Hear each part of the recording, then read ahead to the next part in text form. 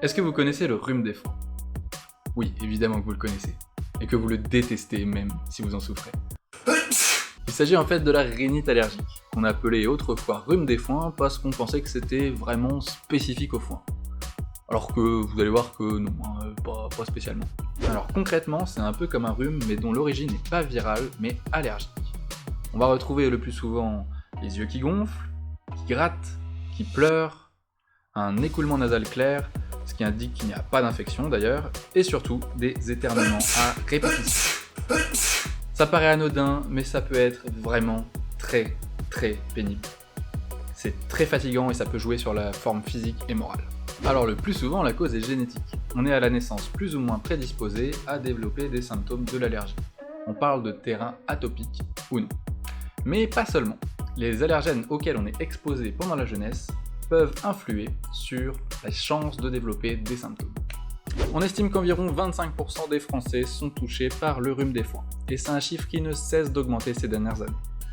On est en général touché la première fois à l'adolescence, et les hommes sont un peu plus touchés que les femmes.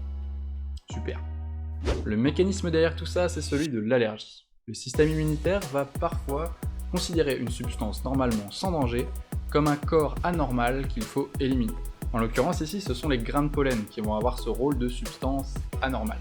Ils sont émis par les plantes au moment de la floraison, et lorsqu'ils vont rentrer en contact avec les muqueuses des poumons, du nez par exemple, ils vont déclencher la libération d'histamine dans le sang par les cellules voisines.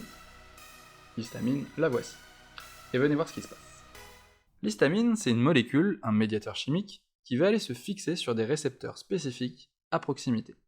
Cette fixation va entraîner une vasodilatation, la dilatation des vaisseaux et capillaires sanguins dans cette zone, ce qui va déclencher l'apparition de tous les symptômes.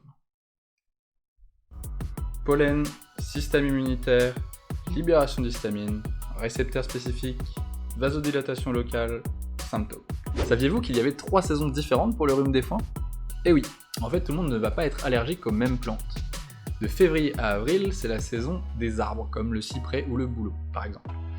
De mai à juillet, c'est la saison des graminées, sans doute la plus connue.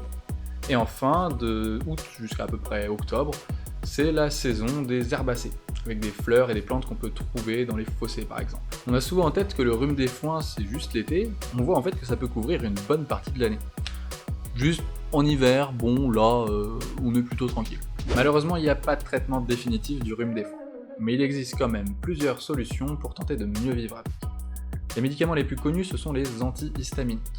Il existe une grande variété de molécules selon les cas, et plusieurs formes disponibles aussi, comme le comprimé ou le sirop par exemple. Le principe des antihistaminiques, c'est que ce sont des molécules qui vont vouloir se fixer sur les mêmes récepteurs que ceux de l'histamine. Ils vont entrer en compétition avec l'histamine pour se fixer sur les récepteurs. Et comme c'est bien fait, ils vont s'y fixer plus facilement que l'histamine. L'avantage, c'est qu'au lieu de déclencher les symptômes, la fixation des antihistaminiques sur les récepteurs ne va rien entraîner du tout. Ils vont juste bloquer l'accès à l'histamine, qui ne va plus avoir de récepteurs disponibles. Et ça empêche donc la suite de la chaîne. Pas notre chaîne, hein, la chaîne de l'histamine, de l'allergie.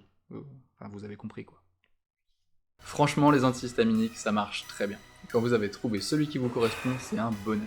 On peut en obtenir un sans ordonnance en demandant conseil dans une pharmacie, c'est la cétirizine. On peut en prendre un tous les jours, mais parfois un tous les 2 ou 3 jours, ça peut suffire. Attention cependant, il faut plutôt le prendre le soir, car comme tous les antihistaminiques, il peut avoir un effet somnolent. Ce qui peut presque être un effet positif chez les gens qui n'arrivent pas à dormir à cause de l'allergie. Ça fait une pierre deux coups. Petit conseil, c'est cadeau. Si celui-là ne vous convient pas, un médecin pourra vous prescrire un autre antihistaminique. Ne vous inquiétez pas, il y en a beaucoup d'autres. Maintenant, je peux quand même vous donner quelques conseils si vous souffrez du rhume des foins. Tout d'abord, c'est important d'apprendre à se connaître.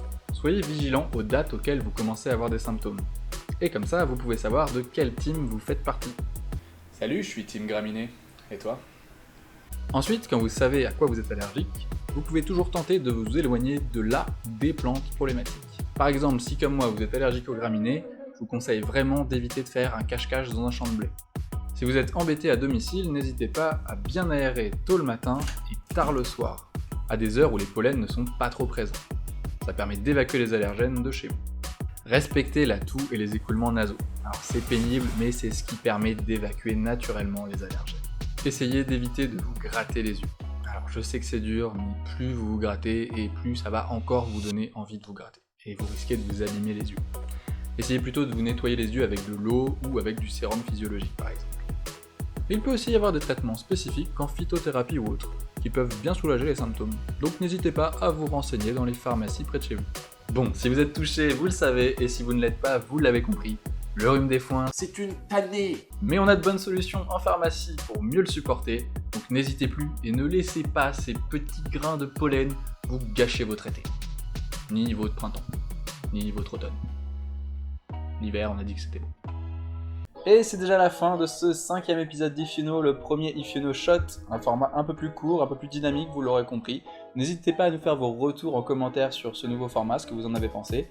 Nous, on pense alterner entre format court et format long à l'avenir, donc voilà, pour proposer des choses différentes. En attendant, n'hésitez pas à partager, à commenter, à liker comme d'habitude.